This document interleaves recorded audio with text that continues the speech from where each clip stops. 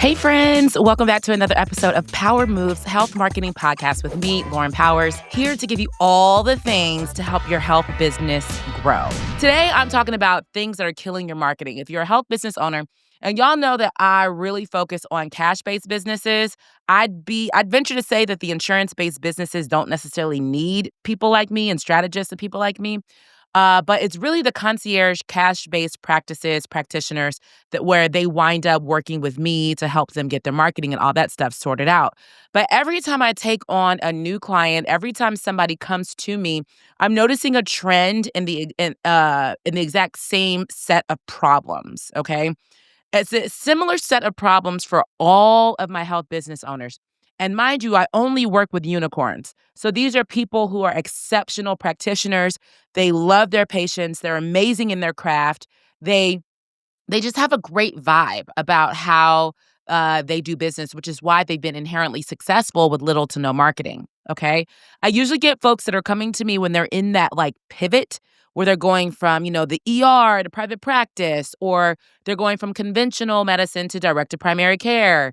I mean, I that's usually, when people are changing from one thing to another and they're just trying to see the smartest and most efficient way to pivot and not lose a lot of money. So that tends to be my sweet spot.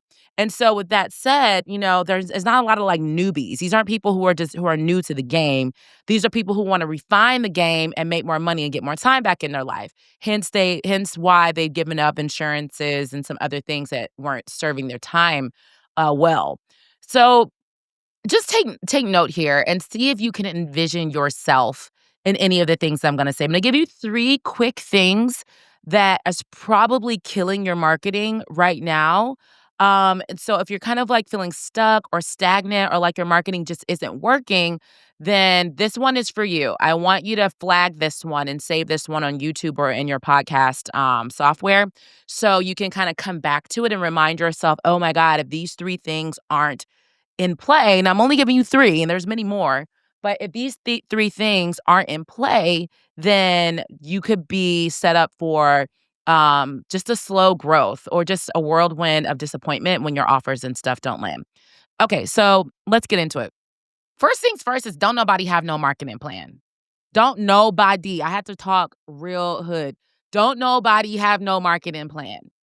And I always say, like, play good baseball with your business. If you're gonna wake up every day and go see clients and patients, have you done everything in your power to grow your business over the last few days, the last weeks? Are you planning for the future?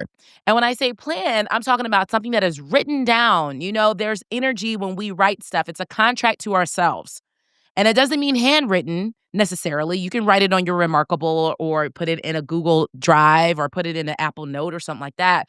But you can't have a plan for success if you don't have a plan for success. And talking about a marketing plan is figurative. Putting one into action is literal. Like if I were to ask y'all right now to email me your 6-month marketing plan, and it better not just be a summit or a book launch or anything like that. I need your week over week strategy for growth. How are your Instagram posts going to convert into clients? How is the quiz funnel working? What about your DM strategy on social media? What about all the lead sources, all the ways that you currently get business? What about all of those sources being aligned on a document where you can clearly see, yes, I have 3 posts coming out over the next 6 weeks. Yes, I have 2 flash sales, Flash Friday sales. I have a lot of e-commerce clients, so, we like doing a flash sale or something that's similar to a Black Friday. What about my ways to get patients from my referrals? Everybody always says that their number one lead source is referrals, right? So what are you doing to get more referrals from your referrals so they can send you more referrals? Okay, do I need to run that back? What are you doing? What are you asking your current client list, your patient list? Are you asking them for reviews for referrals, or are you just excited that you get a new patient? Like a failure to plan, what is it? Failure to plan is a plan to fail. I forget who did that. I feel like it was like Abraham Lincoln or somebody like that. Or maybe it was Oprah. I don't know. But either way, um, no marketing plan. I feel like most health entrepreneurs are just winging it. And I think it's because innately we aren't naturally marketers. I am a little bit of a hybrid because I was a practitioner at one point where I was running gyms and doing my fitness and nutrition thing, but I always had a knack for marketing, a gift of gab, a way of connecting people. And I understand that for most practitioners, that's just not the case. So, why don't you align yourself with the right people so you can get a marketing plan? You ain't got no strategist, you ain't got nobody bossing you around. Y'all, if you are the doctor, the healer, the dentist, the practitioner, and you're the one coming up with the marketing strategy, or better yet, this one I love, is when you're the one running your marketing meetings with your vendors. How many times have I been sitting up with dentists and they try to tell me what's gonna work for them for their online digital campaign? Brad, do it yourself. The fuck you hired me for? What am I here for? Go to your mastermind or whatever told you what to do. What you need me for? No, you do need me because you actually don't know what to do and you actually don't have a plan. And guys, I like to poke fun and I have a very whimsical way of connecting when I'm talking about marketing plans and strategies. But usually, y'all, it's a marketing mind. It's a person that is convicted and excited and accountable to the success of your marketing. That means that they're living inside of the details of your practice. That means that they're foreshadowing and forecasting and planning for what's to come for the future. That's what that means. It doesn't mean that you wake up and you're excited that you have 3 more leads. No, you should expect the leads because you've planned for it. All right? You got to know what to post, when to launch, where are leads coming from. And I'm not saying make nothing fancy. I'm not saying go into your Asana or your ClickUp and start getting all creative. But I'm saying, I kind of open up with GPT, but why not go back to ChatGPT? And if you're not going to invest in the right strategist or the right person or somebody like me to just come in and boss you and your team around, then go ahead to go to ChatGPT and load them up with all the things that you think you're doing right now. Your organic marketing, your digital marketing, your paid ads, your referrals, your events, your next door postings, things like that. Load all of that into ChatGPT and say, listen, I'm on a growth plan where I want to make 6 figures per month. All right. If I'm just making an assumption you're not at 6 figures. I want to make $100,000 per month and I need to do that within the next 3 months. Here's what I'm doing now. Here are the programs and things that I'm selling. Can you please give me a roadmap and an infrastructure on how to get there repeatedly, rinse and repeatedly, right? Or repeatably. My grammar is off today. I think it's because I'm in vacation mode because I'm at this fancy Airbnb. But yeah, so if you're not gonna, like I said, if you're not gonna go to an expert, at least use some resources so you have something written down. It's gonna make you feel so much more clear as a business owner and as an entrepreneur, a thought leader, and as a boss when you have this roadmap for success. When I'm working with folks, that's exactly what I'm creating. I whip up that Google Doc and I write down, hey, this is what we finna do, y'all, for the next 6 weeks. And guess what? It don't change. Stop coming back and asking me for new stuff. Stop coming back and asking to tweak and to do this. You got to let that thing sit.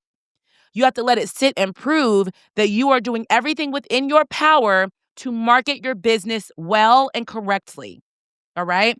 Or you have the right team of experts to help you get there. So the first thing that y'all ain't doing is you don't have a marketing plan and you definitely don't have a marketing strategist or a consultant or somebody up in there telling you what to do. All right. And I recommend that you fix that. Either go to ChatGPT or have a meeting with your own team or, book a call with me if that's what you think you need. I'm very, very bossy though. Just know that. I'm very bossy.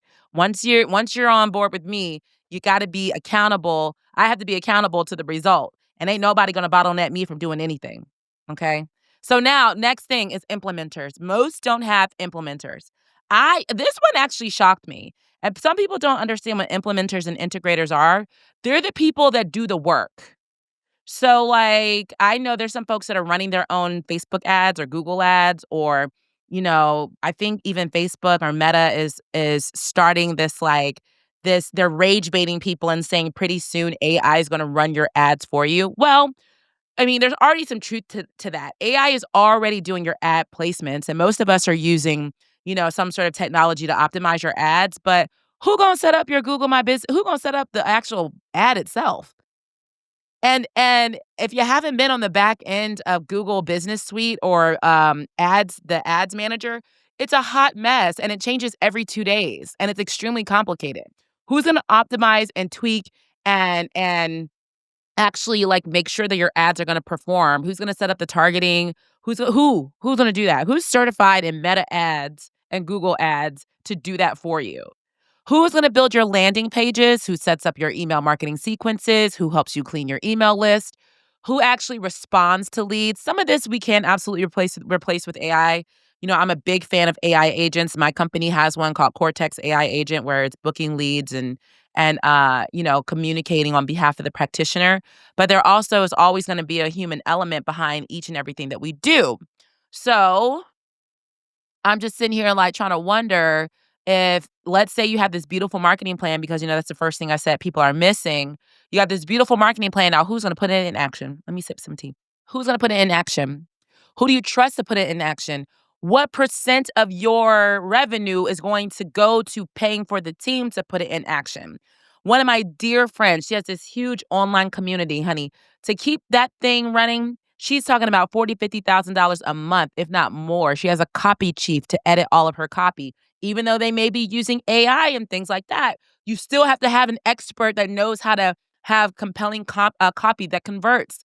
She has somebody that's always doing her landing pages because she's always launching something. So she's got in-house graphics for graphic design for her emails. We've got, specialist after specialist after specialist. That's for a larger operation. But at minimum, for your practice, you need a marketing assistant, a marketing implementer, perhaps a virtual assistant. I got several, I know virtual rock stars. Will Humphreys is a friend of mine. I highly recommend his company if you're looking for health-based virtual assistants. But what I would like to say is first maybe start small with like a one person who you feel like can do it all. That's a unicorn, okay? So just to be clear, it's absolutely a unicorn, but it is possible to have one person who has like a marketing mind, who understands email software, who understands a launch schedule and strategy, or you could just go to ChatGPT and create your own job description for the bare bones of the stuff that you need. All right. And this is for folks that are just getting started. Just getting started with having this person in house. Don't give nobody no fancy title, no fractional CMO. I'm so sick of the word fractional. Like drinking game alert. If you hear the word fractional, sip some tea. You're going to hear it today 2, 3 times. Not even on my podcast. I bet you're going to hear it like when you're at work and when you're talking to your clients and stuff today. But you don't need that type of big title that's going to have, six-figure salary. And then they aren't even the ones that truly implement. They're the ones that boss the people around. Yeah. So think, is it a marketing coordinator? Is it a marketing assistant? Is it someone that can do the basics for me for posting, for email marketing, for learning how my company gets new business and then helping me create a plan off of that? It's a very that mind is definitely a very sought after position. I would absolutely go to universities. I would absolutely go to new graduates. I would absolutely even go to your email list. You never know the gold that you have on your existing email list. Yeah.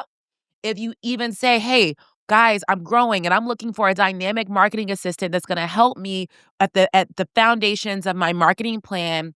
I generate new business through emails, through ads, through yada yada yada, and I'm looking for somebody that can grow and do this with me." If you can't find somebody on your list like that, I would absolutely then go to LinkedIn or I would go to Upwork. Those would be my go-to places.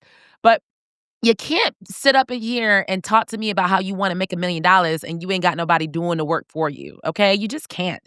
So that's the second thing, all right? So we have the no marketing plan is a big deal. No marketing strategist is like coming up with the plan, that's a big deal. And then no implementers to help you get shit done. So that's a big deal too. The third thing, y'all, that I would say some of you guys may be clutching your pearls. You may think I'm talking about you, especially if you're one of my clients. I'm not talking about anyone in particular because this is what I see repeatedly. Okay. No proof that it works. Dear Lord, dear God, no proof that it works. Y'all ain't sold shit. You haven't sold nothing to your cousin. You ain't sold it to your mama and them. You haven't sold anything. But what you are full of is good ideas. There's a friend of mine who's her husband wants to make some sort of like energy bar or protein bar. And he's a doctor, super smart, wealthy guy, the whole thing. And guess what he's focused on right now? Making the protein bar. Making the protein bar. He's focused on flavors. He's focused on the ingredients, the nutrition. He's not focused on the ideal client avatar. He's not focused on how saturated the market is already for nutritional supplements. He's not focused on how he's going to sell it. He's not even focused on the acquisition cost. How much is one bar going to take for him to make, right? So if it costs $4 to make a bar and you're selling them for $8, how many increments of $8 do you need to make $1,000,000? And what's the plan to get there?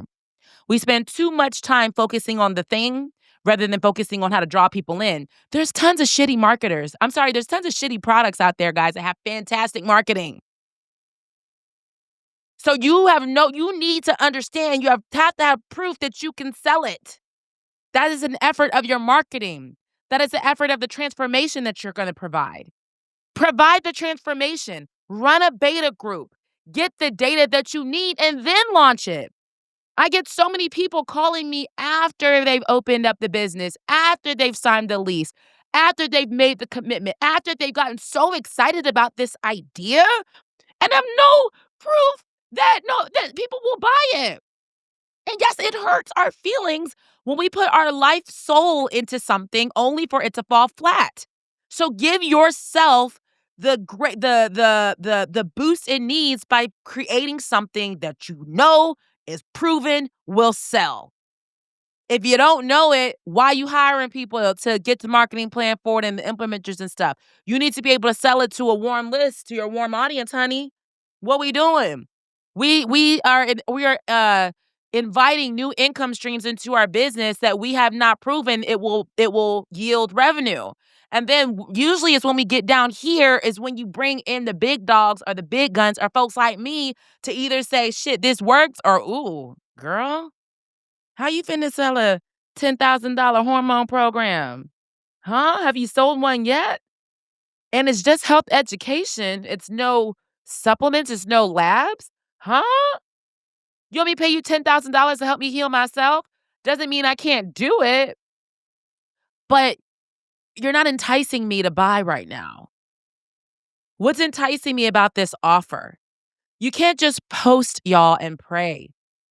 You need metrics, testing, real feedback loops, first-party data, right? And when you have all these things in play, a marketing plan, a team, an implementer to get it done, maybe someone like me bossing you around, proof that it works, you have a business. You have something viable. You have something sellable. You got the good, all right?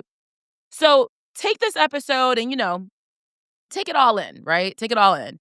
I want you to just kind of just ruminate on this and play it back. Play it back when you're feeling like things are stuck. And it's like, all right, are you being the expert marketer for your business? Are you showing up the way that you said you were going to show up in your marketing plan? Are you holding your team accountable for the results? And have you proven that it can fly?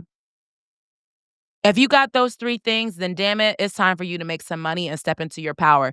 If you're not fully in your power and you're not making the money you want, one of these three things is missing. Which one is it? Be honest with yourself. Okay? Be honest with yourself. I want you guys to make sure that you flag this episode. I think this is a good one to remind us and bring us back and recenter us when we're feeling challenged in our health business. Yeah? So I'm here for you. I'm here to ruffle your feathers, to be a little cheerleader, to be a fan, to be your strategist, to be your guide. So I want you to make sure that you like, share, and subscribe to this podcast.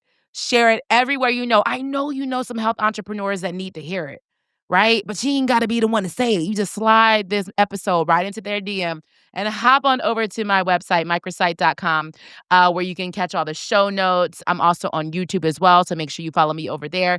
And on Instagram at I am Lauren Powers. That is where I am on Instagram and all the things. Y'all, this has been a good episode. You know what I mean? This is good eye-opening discussion that I think we need to have more of.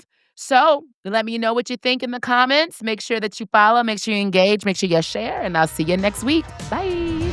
Hey, y'all, thanks for tuning in to Power Moves Health Marketing Podcast. If you're ready to transform your practice with smarter strategies and cutting-edge tools, I want you to head over to microsite.com to book a strategy session with me and my team. While you're there, check out the show notes for links, resources, and my free Power Moves playbook. Remember, every move you make is a step toward becoming the health business leader you're meant to be. Let's keep building your momentum.